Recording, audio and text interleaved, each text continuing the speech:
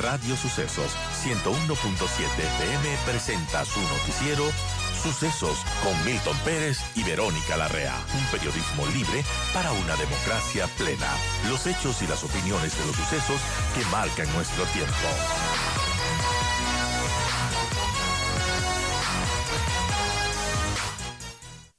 Saludamos al doctor Ismael Quintana, abogado constitucionalista. El jueves 8 hay una audiencia en la Corte Constitucional para resolver el tema, o para empezar a buscar resolver el tema de esta vacante que existe en el Consejo de la Judicatura desde hace meses, desde febrero, si no estoy equivocado, porque Álvaro Román, vocal alterno, busca la presidencia de la Corte, del Consejo de la Judicatura. Él presentó una demanda en la Corte Constitucional y esta ha convocado a una audiencia pública el 8 de septiembre. Doctor Quintana, buenos días.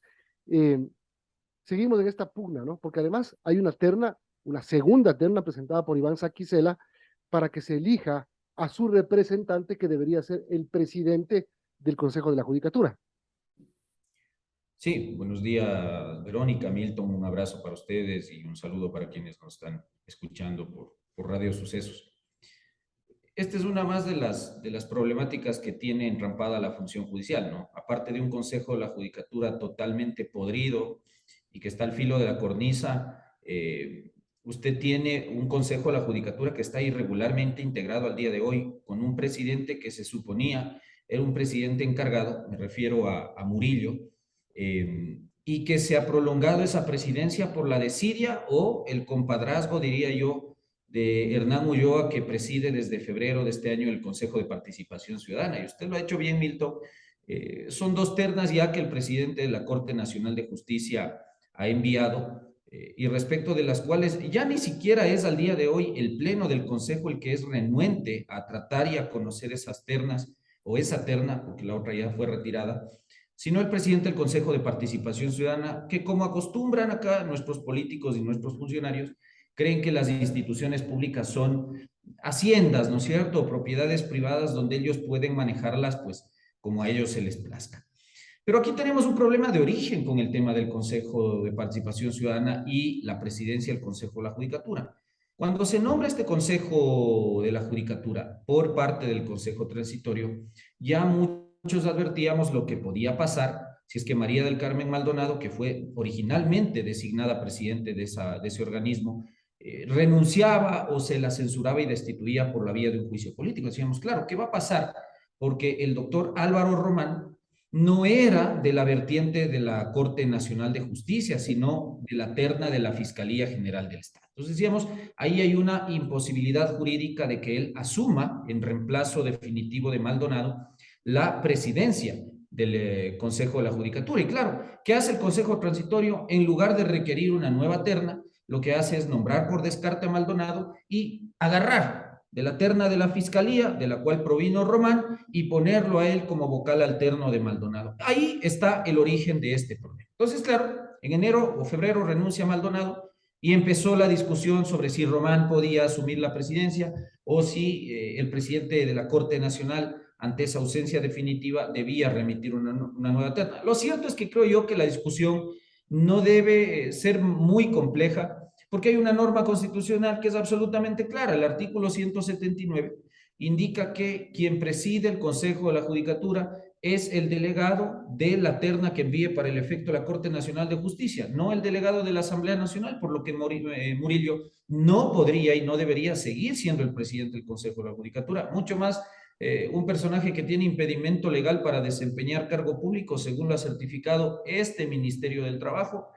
Y tampoco podría asumir Álvaro Román por la razón que le digo, es decir, él no proviene de la vertiente de la Corte Nacional de Justicia. Entonces, en blanco y negro acá, el problema es que usted tiene un presidente del Consejo de Participación Ciudadana a quien no le da la gana de convocar al Pleno para iniciar el proceso de selección del nuevo presidente del Consejo de la Judicatura, que además sale con un argumento que francamente es torpe, ¿no? Esto de señalar que hay que esperar a que la Corte Constitucional resuelva el tema. Vea, las acciones extraordinarias de protección, que es una de las que va a resolver la Corte en los siguientes días o semanas, respecto a la pretensión de Álvaro Román, no suspende los efectos de la decisión que se impugna, y la decisión judicial que Álvaro Román ha impugnado al día de hoy le dice que él no es el presidente del Consejo de la Judicatura y que él no puede asumir ese cargo. Entonces, en ese sentido, me parece que las cosas apuntan, jurídicamente al menos, a que se escoja de entre la terna de los que envió Iván Saquicela a uno para que presida el Consejo de la Judicatura.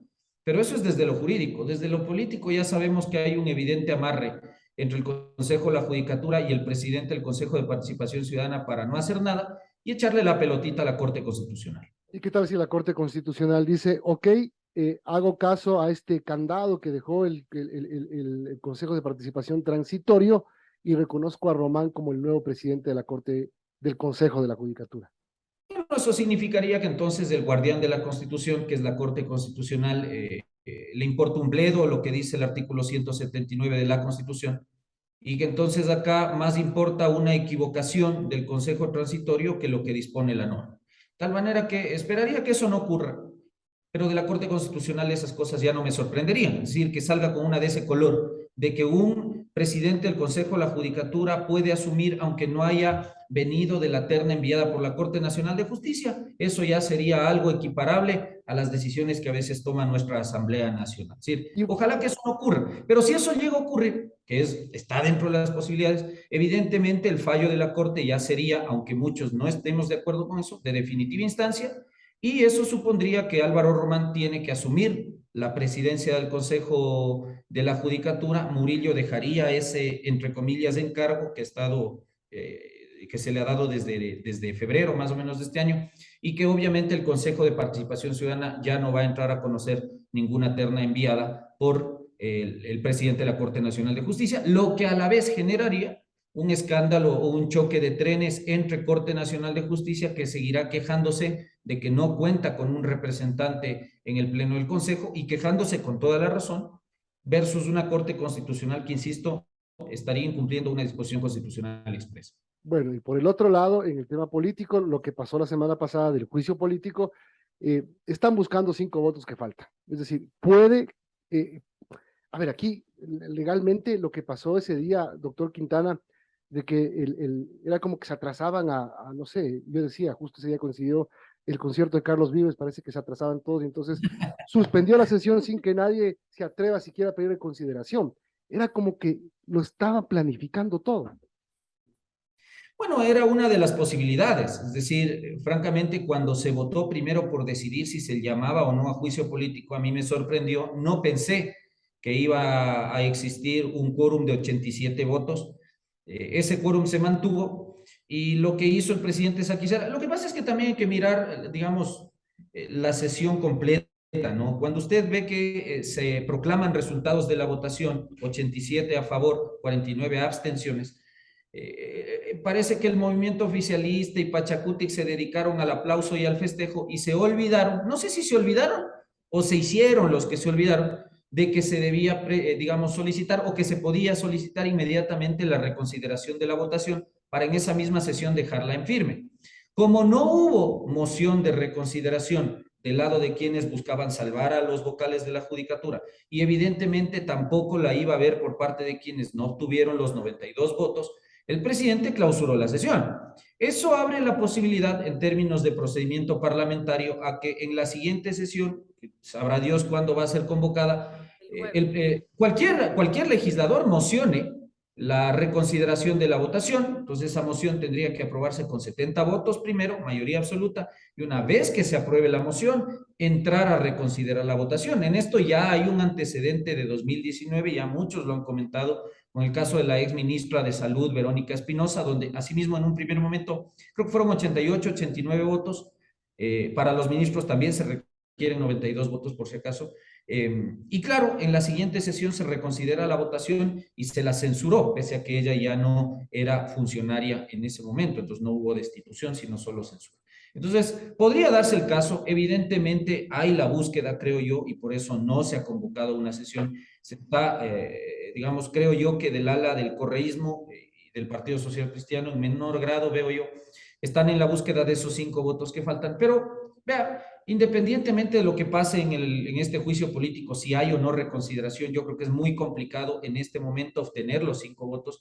Lo que hay que hacer con este Consejo de la Judicatura es volver a presentar una acusación constitucional, es decir, un nuevo pedido de juicio político para que ahora sí, con base en acusaciones mucho más graves, como son estos audios que se han filtrado, donde Morillo, Barreno, presionan al presidente de la Corte Provincial de Pichincha, al puro estilo de Yalga y Yávar y otros consejos de la Judicatura del Correísmo, para que favorezcan en esa apelación de Guadalupe Llori. De tal manera que esos audios sí son mucho más comprometedores, suponen una injerencia indebida en la independencia judicial, y creo yo que ahí, va a tener muy difícil sostener a este Consejo de la Judicatura. Es decir, ya veremos en ese escenario si es que al presidente Lasso y a su bancada de legisladores realmente les interesa la institucionalidad, o lo que les molestaba era que ellos no podían meter la mano a la justicia y no que otros lo hagan. Entonces, ya veremos cómo termina esto del Consejo de la Judicatura. Creo yo que no es un asunto cerrado.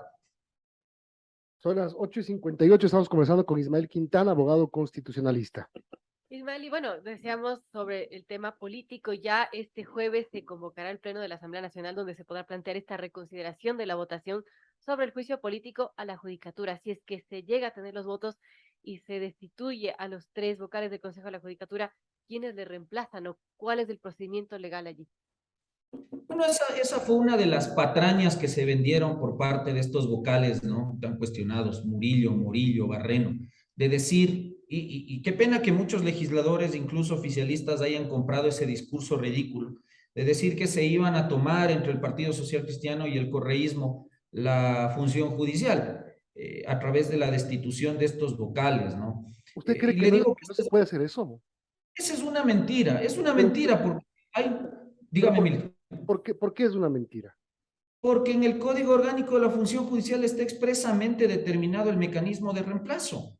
Cuando se produce una ausencia definitiva de un vocal titular del Consejo de la Judicatura, lo debe reemplazar su alterno. Los alternos ya están previamente designados y no los designó ni Correa, ni Nebot, ni el PSC, ni UNES. Los designó el Consejo de Participación Ciudadana Transitorio, presidido por el doctor Julio César Trujillo, que en esto no fue pues muy afín al correísmo, de tal manera que esa era una mentira. La Asamblea Nacional no iba, y si es que se produce la reconsideración y se censura y destituye, no va a nombrar a dedo vocales alternos. Los vocales ya están nombrados, el Ciceli, Jaime Vintimilla, Yolanda Yupangui, perfiles que incluso de lo que usted puede investigar no son muy cercanos al correísmo, de tal manera que eso era una mentira.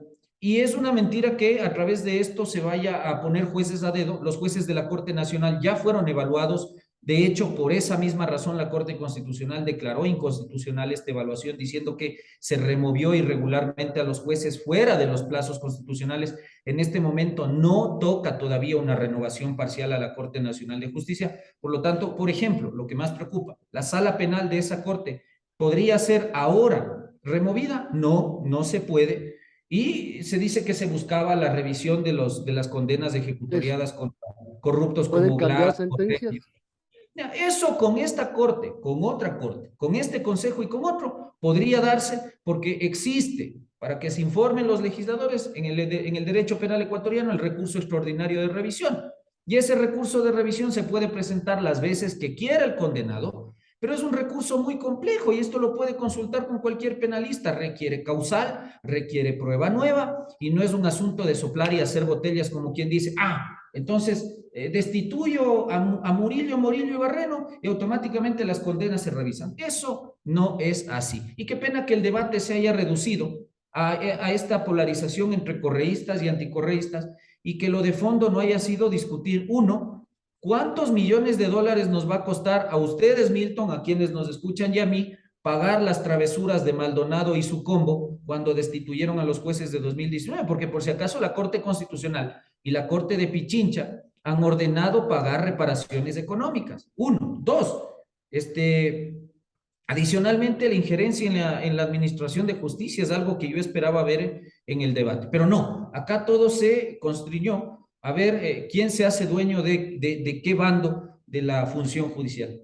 Y si esto sigue así, vea, entonces, con el cuco correísta que todos están viendo debajo de la cama o asomándose en el closet, el día de mañana entonces solapemos nomás que estos vocales o cualquier otro funcionario transgreda la Constitución, incumpla funciones, cometa delitos, porque como esto beneficiaría al correísmo, entonces hay que solapar estas cosas. Esas indignaciones selectivas conmigo no van. Bueno, doctor Quintana, le agradezco por habernos acompañado y esta semana entonces dos cosas importantes. El jueves también, ¿no? Jueves de la Asamblea, sí. Jueves en la Asamblea se convoca sesión, ahí podría haber esta moción de reconsideración y podrían aparecer los 5 que faltan, y también en la Corte Constitucional se podría resolver el caso de Álvaro Román. Así que el ataque, o digamos, la amenaza o en la cornisa, como usted dijo, está,